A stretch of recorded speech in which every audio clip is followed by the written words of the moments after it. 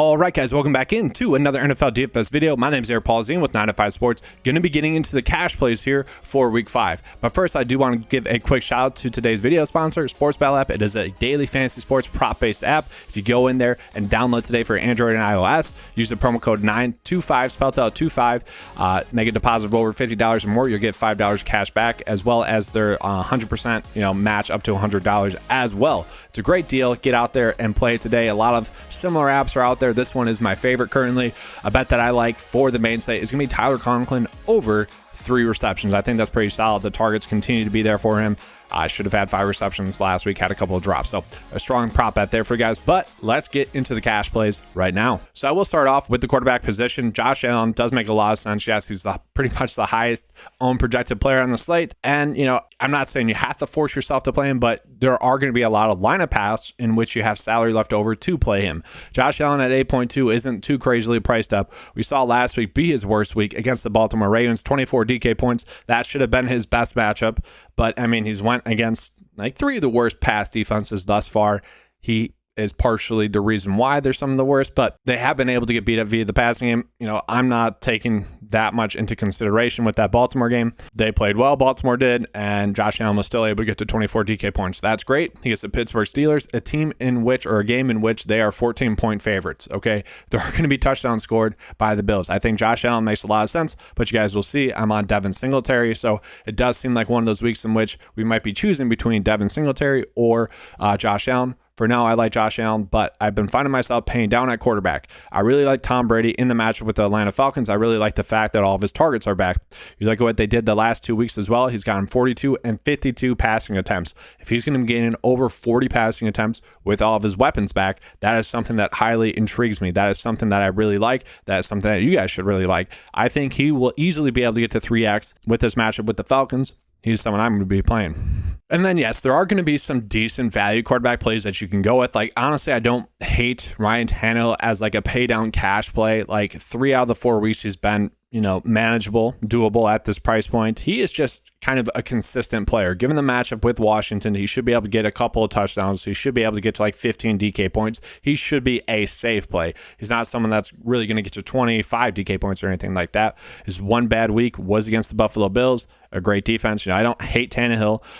You could pay down for Zach Wilson. This does feel a little bit risky. This feels like more of a GPP play. I don't love going that route. Same thing with someone like Carson Wentz, who in the matchup with the Tennessee Titans is a strong play GPP wise. I love him for stacks and everything like that. Passing attempts have been there for him. I do like that. He should be able to get to 15 DK points in this matchup. I guess if I had to choose a sub 6K play, it would be Wentz, just given the passing attempts, given the matchup. But we know he can get ugly pretty fast. At running back, it's pretty simple. For me, sure, you could pay up and kind of take the risk of Fournette paying up for him. People continue to like him, even though he hasn't been producing. I don't mind Austin Eckler, just given them passing or given the targets that he's been getting with Keenan Allen out. The Cleveland Browns defense just got tore up by the Atlanta Falcons. Austin Eckler could have a good game. I don't hate that. Alvin Kamara is gaining a lot of chalk right now, one of the highest owned players on the slate. 6.6 is a cheap price point for him. I get that.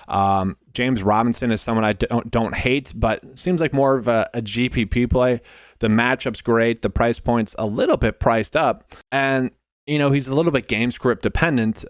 He is someone that, I love in GPPs. I could see him going for 25 DK points. I don't know. I've just been struggling to play him in cash just because he doesn't get that passing game usage. The player that I've been rolling with a lot in cash as the week has went on is going to be Devin Singletary. And this sounds weird, but the Steelers or the Buffalo Bills are 14-point favorites, okay?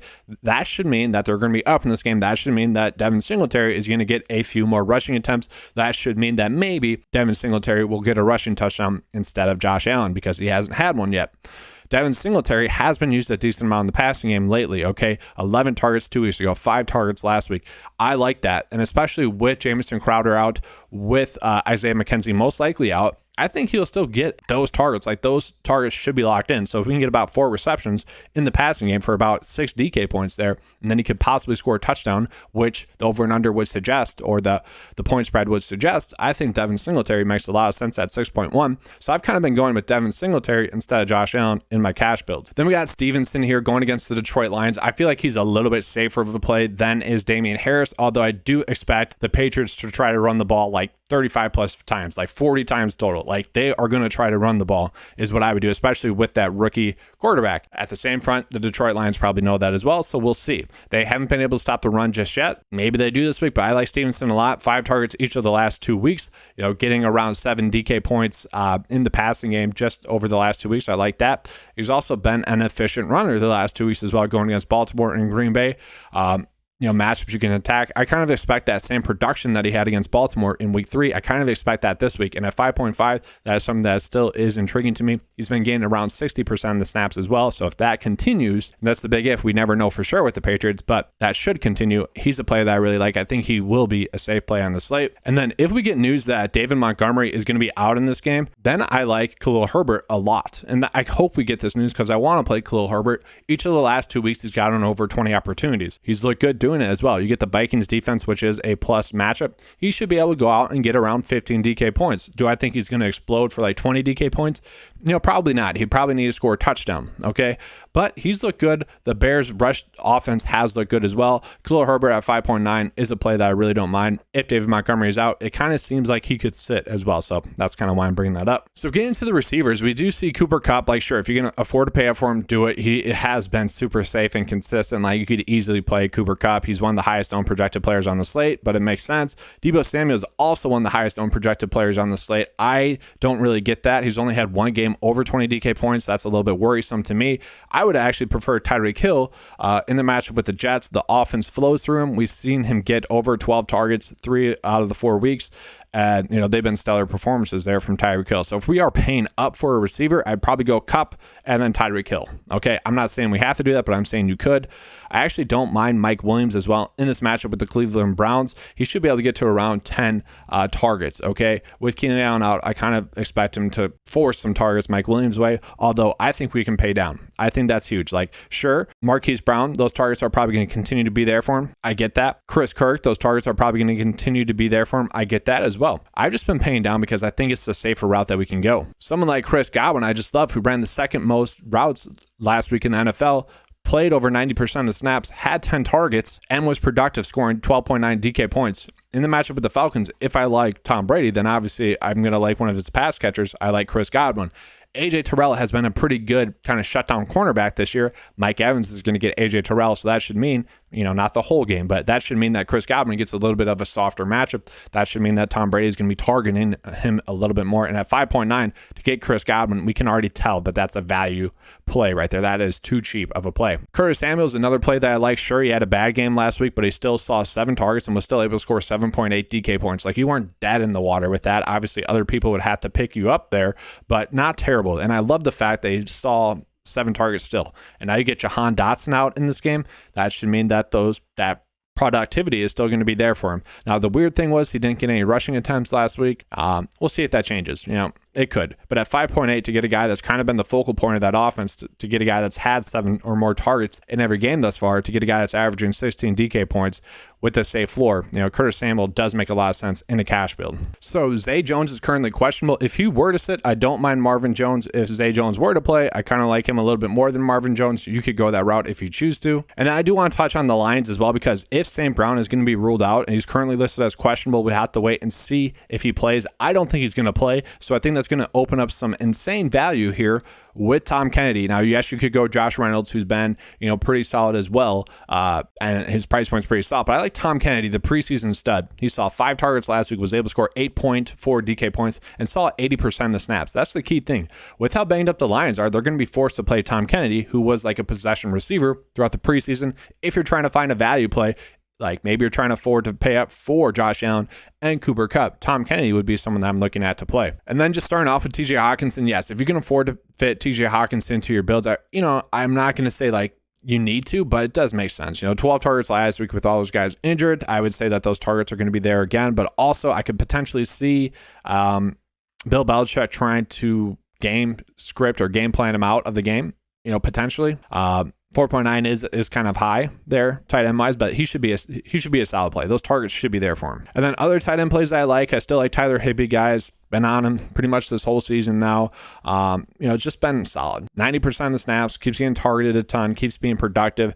He's a player that I don't hate, but Dallas has been good against the tight ends. I've actually just been going with our guy again, Tyler Conklin. 8.2 DK points last week, perfectly solid production from him last week. Could have easily had 10 DK points last week. He's still averaging 11.6 DK points per game.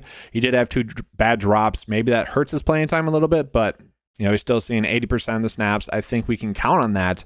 And given the matchup with the Dolphins, a matchup in which you can pass the ball on them, I like Tyler Conklin. He's a play that makes a lot of sense to me. Value-wise, you could find some value. Like Cade Otton is going to be a good value play there at tight end for the Bucs. I don't mind him. Like, he's a value play that you can roll with if you need to. And then I do just want to touch on Michael Gallup because I'm not sure if he's a cash play. I'm kind of curious as to what your guys' thoughts are on Michael Gallup. Is he a cash play? Because he did play 65% of the snaps, and it is expected that he's going to play more snaps. He gets a good matchup with the LA Rams as well. Not going to get any Jalen Ramsey, most likely. I think Michael Gallup, just given the $5K price point tag, could easily get to like 3X. I'm curious as to your guys' thoughts on that.